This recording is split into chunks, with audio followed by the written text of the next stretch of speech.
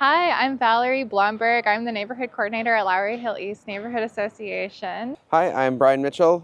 Use he, him pronouns. I live in the Wedge here. I have since the beginning of 2018. Hi everyone, my name is Shiva Mittal. I am a resident of the Loring Heights, Stevens Squares neighborhood. I'm John, new to the neighborhood, only been here about 2 months. I'm Sam. And I'm Maeve. We are married and live in the building immediately next door to the park. Catriona Stewart. I live here in the Wedge neighborhood. Hi, my name is Jackson Hampton and I live here in the Lowry Hill East neighborhood. So right now we're standing in the future site of Wedge Point Park. The park is 2 parcels of land. They're little triangles that really wouldn't be used for any other kind of development, but it's perfect for a park space and to give some of the larger residential buildings around here and the people who live here who may not have yards or balconies, space to walk the dog or go spend some time in nature and in the green space. So I live on this wedge. I live in one of these buildings here, and I live in a garden level, so I don't get a ton of natural sunlight, so having a little green space is really important for me. Any green space, any more trees, any places for people who don't have like backyards that can unwind and relax. A couple things that I really want to see with this park is just a community space for people in the north area of the Wedge to gather. Some good benches, maybe some shade from trees where they can read, play with their kids, do something. I like the community garden idea because then it gives people something to work with their hands. A lot of different people have different activities.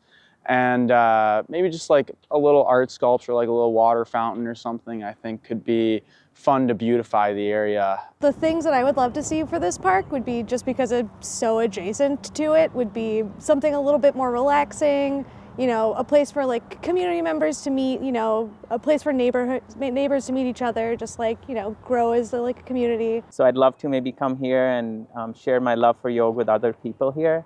And just wellness in general. I think parks offer so much to people, and they're just underserved. And it's really accessibility, it's equity, it's proximity. It's a place where you can connect with people. I mean, for me, like the bottom line is connection. Anything that offers a means to connect to other people in the community, you know, I'm all for it. Say for myself, coming from Milwaukee, there was a lot of green spaces around the neighborhood that I constantly look at and think that they could be used for the people that have dogs in the area. It's a communal thing, like you can meet new people, you can socialize. This on-ramp to 94 is just so loud, and it would be, I don't know if it's possible, but I don't know if there's some sort of shrubbery or more trees or something that could just act as a privacy and as a sound barrier to make this space a little bit more peaceful. You know, the noise barrier sounds great to me as an idea, as well as just something that represents the neighborhood as a space and kind of shows that you're entering into the neighborhood, makes you feel welcome, especially for like people that maybe aren't in cars.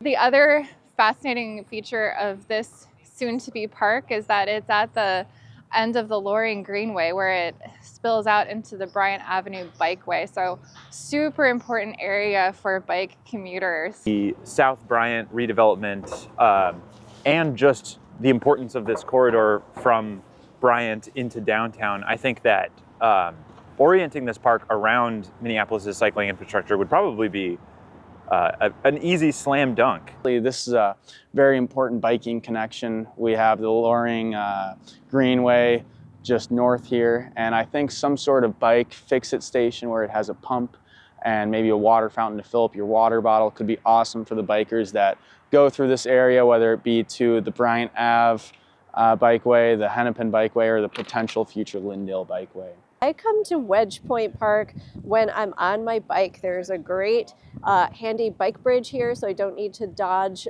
traffic. And when I take my son to school, we go this way all the time. And it's a nice little respite, especially after you work your way up the hill that is the bike bridge, to come and stop here. Also for bike adjacent stuff, just because it was such a big part of the beginning part of us moving to Minneapolis. Like a nice little bike oasis or a little spot over, so you can like maybe pump up your tires or like fix like a flat if you need to, just because there were so many times where we go over that bridge just like, oh, we're so close, but I could use a little tune up right Just now. a little air. Like to see bike features, meeting points, like picnic tables, benches, some bike racks, just places for people to meet and meet as a meeting point, hanging out before or after something. Just kind of like on a good route. Lots of people are going by all the time, so I think it'd be good to have more amenities for that. Oh, somehow, I'd like to boost the park. I'd like more people to know about it because it's a beautiful little spot. Very relaxing. I was like, beautiful view of downtown. Yeah. I was like, pretty sure it's framed this way on purpose. Yeah, and I'm frequently surprised by the amount of cyclists I talk to, fellow cyclists I talk to, who I try to describe the spot, and they vaguely know. Well, once you say the bike bridge, Yeah, they're once like, you say oh. the bike bridge over Lindale. I think given the proximity of like the freeway on ramps and off ramps and just kind of busy streets with Lindale and Hennepin crisscrossing here, this would be like almost the lungs of this part of the city here.